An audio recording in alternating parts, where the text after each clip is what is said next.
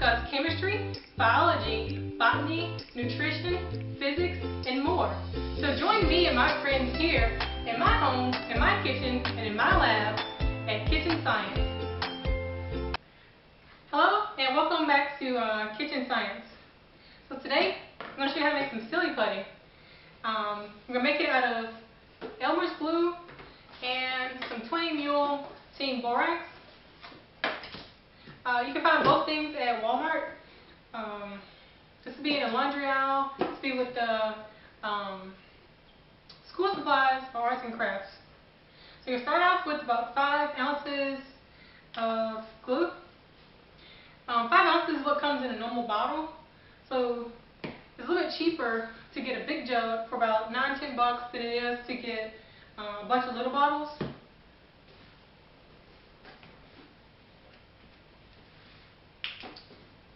So I'm going to pour 5 ounces of glue into the jug, into this clear bowl.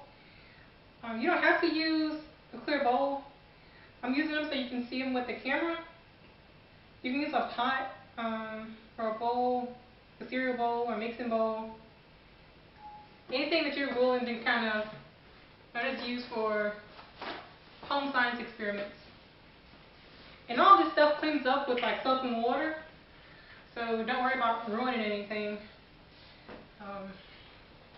This is 5.2 ounces, so it doesn't have to be exact. I'm a measuring cup. There's a little bit of water here right now. I'm going to fill it up to about 1/4 cup. You're not going to use the entire 1/4 cup of glue. You just need enough to kind of thin it out. So I have a spatula here. We got a silicone spatula. These are pretty easy to clean up. If you have a wooden spoon or just a steel spoon, you can use those too, like your regular kitchen spoons. You just want to do this in a container that you can wash out pretty easily, and not like a container you really care about. And it's something big enough so you can really kind of stir it around.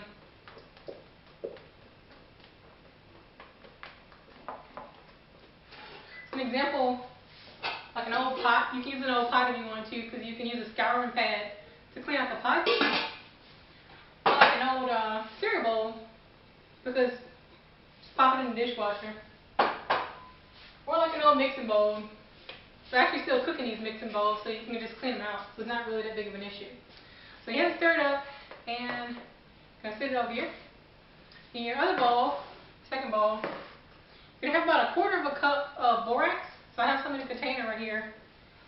And you're also going to get some water. So this is my iced tea jug. So I just put water in there for today.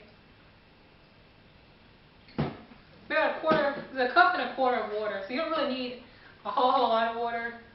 If you want to make multiple batches of silly putty, then go ahead and fill up 2 cups. And I'm going to start this also.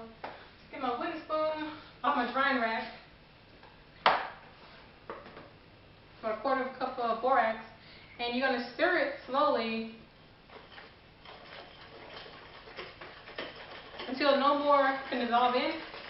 So I said you get a 1/4 cup because this is one of the smallest measures that people usually have in their house. Some people have like 8 cups, but just go get a 1/4 cup and just kind of slowly add it in until no more dissolves at the bottom. And then dump the rest of it back into your little container. And just keep it for next time. And keep stirring, keep stirring.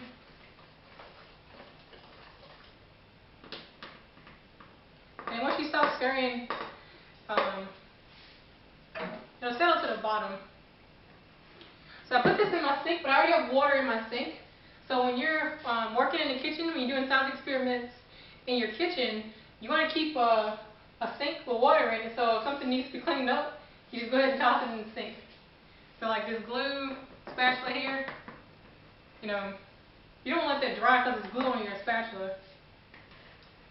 So I'm going to do, there's no water left in my little measuring cup. I'm going to slowly pour the borax liquid into it. And what you want to do, you want to make sure you leave behind the powder.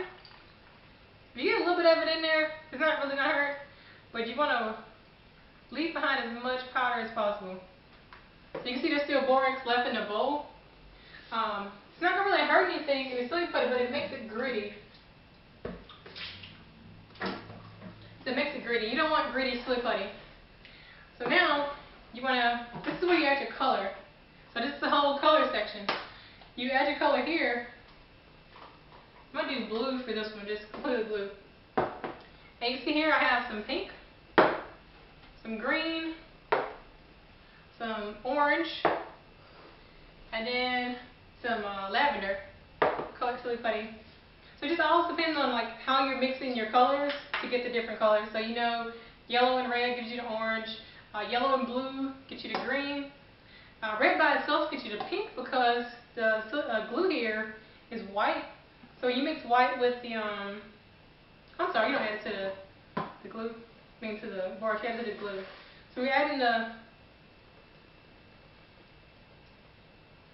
you add the food color into the glue.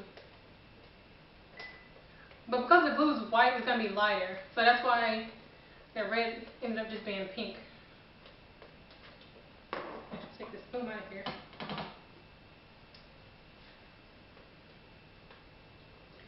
So depending on how dark you want it, is how much food coloring you're going to add.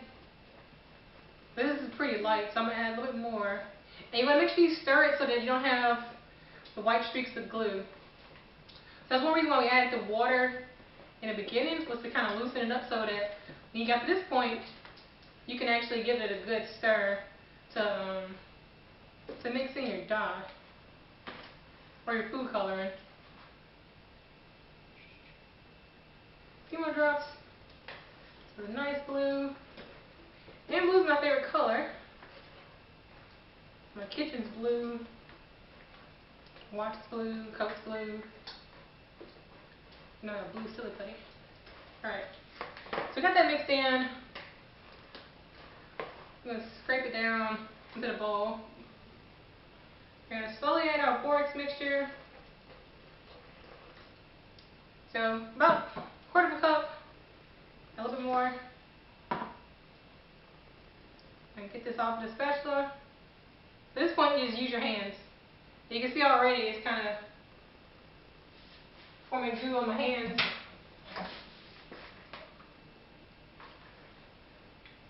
So you get in with your hands and just kind of mix it up.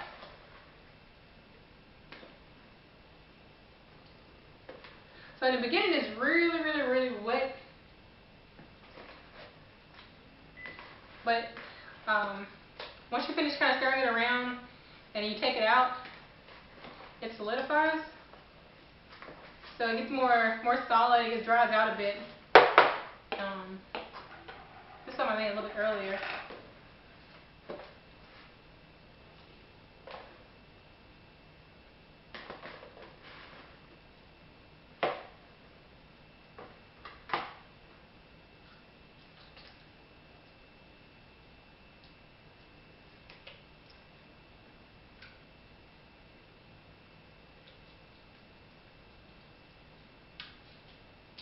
There you go. So the more you play with it, the more it'll come together and stay together.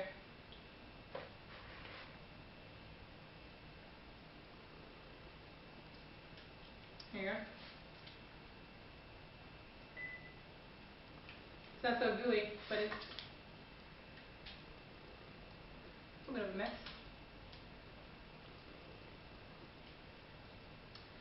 Alright, I'll clean up a little bit and put this in his own little container here. I'll be back to show you the rest of them. Alright, so I'm back. I just kind of cleaned up my kitchen counter. When you clean up your kitchen counter, when you're working with dyes, I use Dawn and OxyClean in 2 different squirt bottles, kind of spritz it on the counter and wipe it off. And that'll help out, that'll keep your kitchen counter from staining if you have the kind of countertops that stain.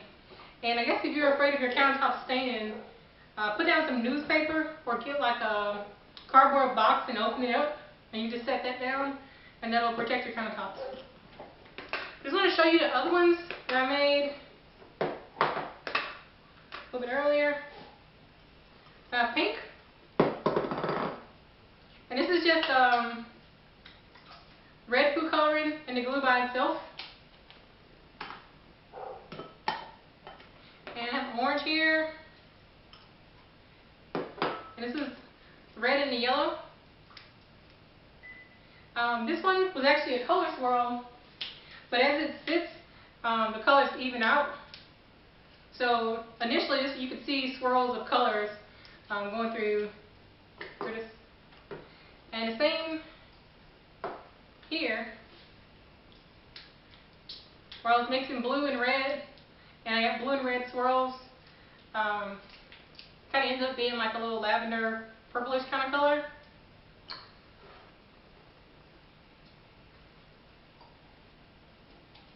We have green.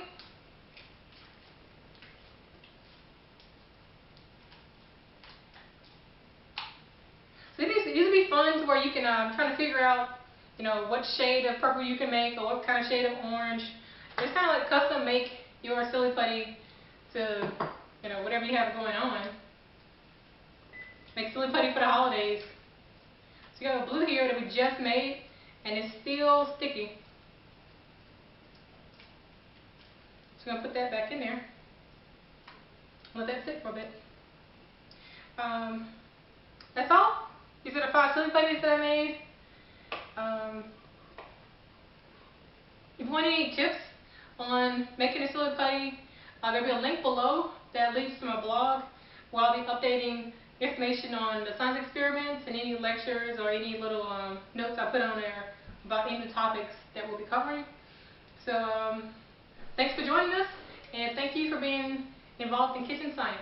Bye. Hey, I hope you enjoyed the video you just watched. Be on the lookout for new content.